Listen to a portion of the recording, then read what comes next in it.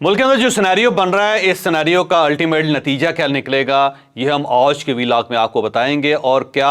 Prime minister मियां शहबाज शरीफ साहब disqualify हो रहे हैं, क्या इनके खिलाफ तौहीन अदालत की कार्रवाई स्टार्ट हो रही है, ये भी हम आज के व्लॉग में आपको बताएंगे।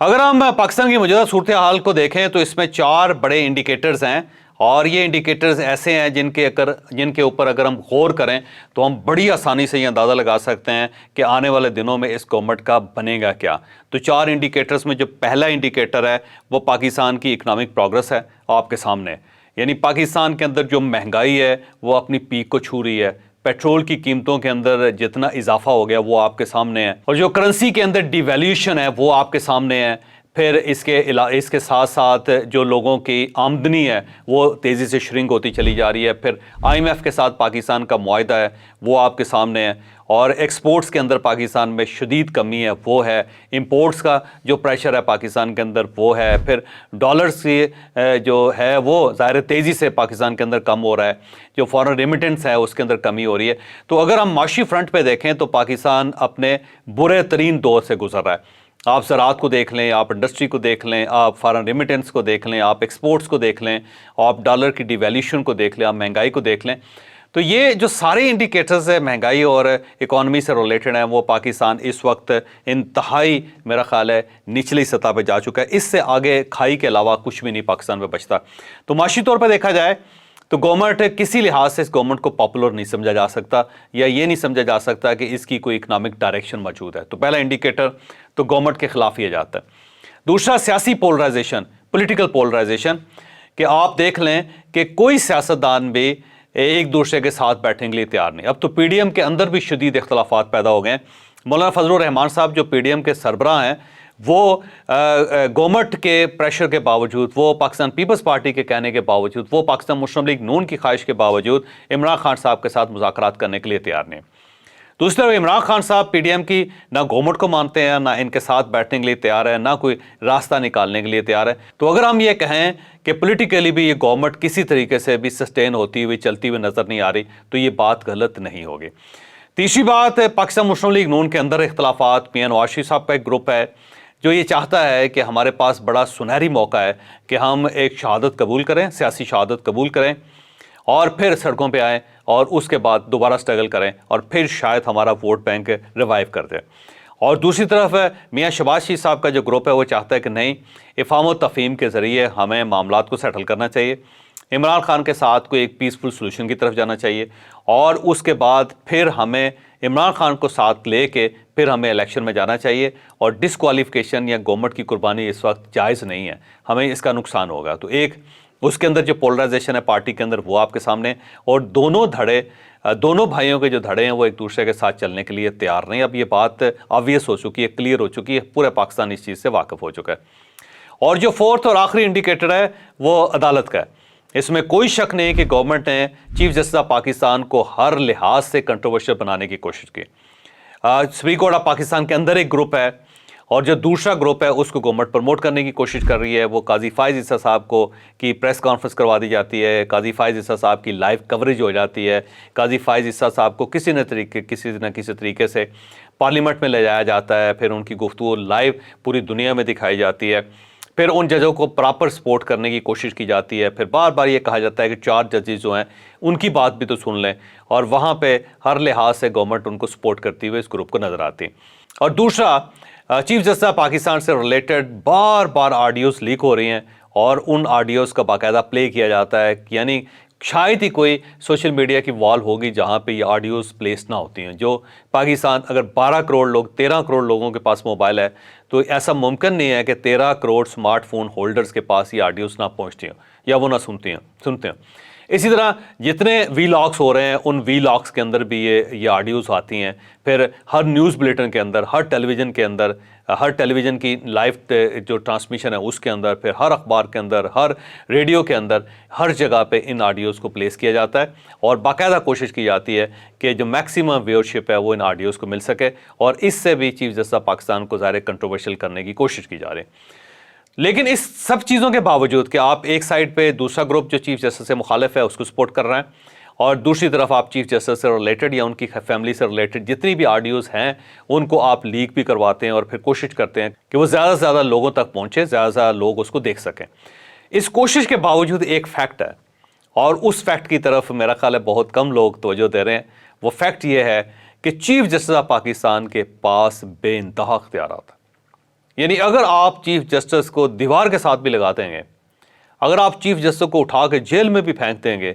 اگر آپ چیف جسٹس کو غبارے میں بٹھا کے ہوا میں بھی لے جائیں گے، انہیں فضا میں بھی لے جائیں، تب بھی ان کے پاس اتنا اختیار ہے کہ وہ گورنمنٹ کو کھڑے کھڑے فارغ کر سکتے ہیں۔ یعنی ابھی بھی اس وقت بھی جتنا بھی آپ کنٹروورشل کرنا چاہیں چیف جسٹس کو کر سکتے ہیں، لیکن جو ان کے پاس قلم کی طاقت ہے، اس قلم کی طاقت کا کوئی جواب کسی کے پاس بھی نہیں۔ یعنی ایک اٹموسٹ پاور ہے پاکستان کے اندر، اس سے اوپر اللہ تعالیٰ ہے، نیچے چیف جسٹس ہے۔ تو یہ جو گورنمنٹ ایک پریشرائز کر رہی ہے اور اس ٹیکنیک کو استعمال کر رہی ہے، تو الٹیمیٹلی اس کا جو نتیجہ نکلے گا وہ گورنمنٹ کے خلاف ہی نکلے گا۔ تو آپ دیکھ لیں کہ اکنامکلی آپ سٹیبل نہیں ہیں، آپ پولیٹیکل سٹیبل نہیں ہیں، آپ کی پارٹی کے اندر دراڑ ہے، اور آخری جو آپ نے چوٹ کے اوپر ایک چوٹ مار لی وہ چیف جسٹس کے ساتھ آپ نے پھڈا لے لیا، آپ نے سپریم کورٹ آف پاکستان کے سامنے کھڑے ہو گئے۔ اب سوال یہ ہے کہ اگر ساری عدالت بھی آپ کے ساتھ آ جائے اور اکیلا چیف جسٹس ایک سائڈ پہ ہو، تب بھی وہ اس گورنمنٹ کو نقصان پہنچا سکتا، تب بھی اس کے خلاف کوئی ریمیڈی نہیں ہے گورنمنٹ کے پاس کہ اگر چیف جسٹس آف پاکستان توہین عدالت میں پرائم منسٹر کو بلاتے ہیں تو پرائم منسٹر انکار نہیں کر سکتے، اور اگر وہ انکار کر دیں گے یا وہ عدالت میں نہیں آئیں گے تو وہ گھر بیٹھے بیٹھے بھی فارغ ہو سکتے ہیں۔ سپریم کورٹ آف پاکستان کا 3 سطری ایک آرڈر ہوگا، اور اس آرڈر کے بعد پرائم منسٹر نہیں رہے، اور آپ کو اس آرڈر کو انڈو کرنے کے لیے دوبارہ اس چیف جسٹس کے ریٹائر ہونے کا انتظار کرنا پڑے گا، پھر اس چیف جسٹس کی ریٹائرمنٹ کے بعد پھر ایک بینچ بنانا پڑے گا، اور اس بینچ کے سامنے آپ کو منتیں کر کے اس کیس کو یا اس فیصلے کو آپ کو ریجیکٹ کروانا پڑے گا، اس میں سے نیا راستہ نکالنا پڑے گا۔ اس کے علاوہ کوئی راستہ نہیں ہے، کیونکہ اگلے 4 مہینے تک اگر چیف جسٹس ہیں تو آپ روزانہ بھی اگر سپریم کورٹ آف پاکستان چلے جائیں، آپ وہاں پہ ٹینک لے کے بھی پہنچ جائیں، تب بھی یہ فیصلہ رہے گا، اس فیصلے کو تبدیل نہیں کیا جا سکے۔ یہ ایک فیکٹ ہے۔ تو میرا خیال یہ ہے کہ گورنمنٹ جو ہے وہ مشکل میں پھنستی چلی جا رہی ہے۔ 27 اپریل سے مجھے یوں لگتا ہے کہ اس گورنمنٹ کے خلاف کارروائی سٹارٹ ہو جائے گی، اور اس میں میاں شہباز شریف صاحب وزیر اعظم جو ہیں ان کے خلاف کارروائی کا باقاعدہ آغاز ہو جائے گا، اور انہیں اس سارے معاملے میں نقصان پہنچے گا۔ اب گورنمنٹ کا خیال یہ تھا کہ ہمیں ظاہر فوج کی طرف سے، اسٹیبلشمنٹ کی طرف سے سپورٹ مل رہی ہے، اور وہ سپورٹ ملتی رہے گی، لیکن کل جب D G I S P R کی ایک پریس کانفرنس ہوئی اور اس میں انہوں نے اپنے آپ کو نیوٹرل ثابت کر دیا، انہوں نے بتا دیا کہ ہماری کوئی فیورٹ سیاسی جماعت نہیں ہے، تو اس سے بھی ایک سگنل گیا ہے کہ ضروری نہیں ہے کہ عدالت سے اس گورنمنٹ کو بچایا جا سکے۔ اب D G I S P R نے کہا کیا تھا، میں چاہتا ہوں کہ آپ اس کو سن لیں، اور اس کے بعد پھر ہم آگے اس تجزیے کو بڑھائیں گے۔ چیف آف آرمی اسٹاف جناب عاصم منیر اس بات کا اعادہ کرتے ہیں کہ جو طاقت ہے، اصل طاقت کا جو محور ہے اور جو مرکز ہے وہ عوام پاکستان ہے، اور جہاں تک سیاست کا تعلق ہے،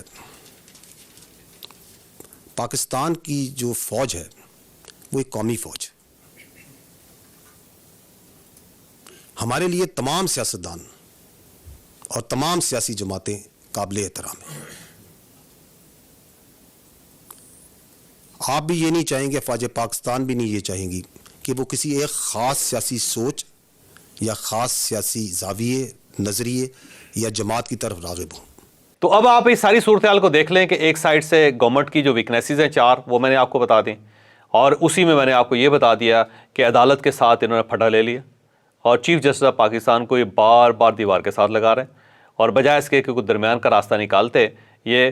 لڑائی کی طرف چلے گئے، اور لڑائی میں ظاہر ہے دونوں طرف سے نقصان تو ضرور ہوتا ہے۔ اب چیف جسٹس آف پاکستان کا نام ظاہر خراب ہو رہا ہے، لیکن ان کی پاور کم نہیں ہو رہی، پاور کم نہیں کی جا سکتی۔ اگر پاور کم ہو سکتی تو جو پارلیمنٹ کے مشترکہ اجلاس کا جو فیصلہ تھا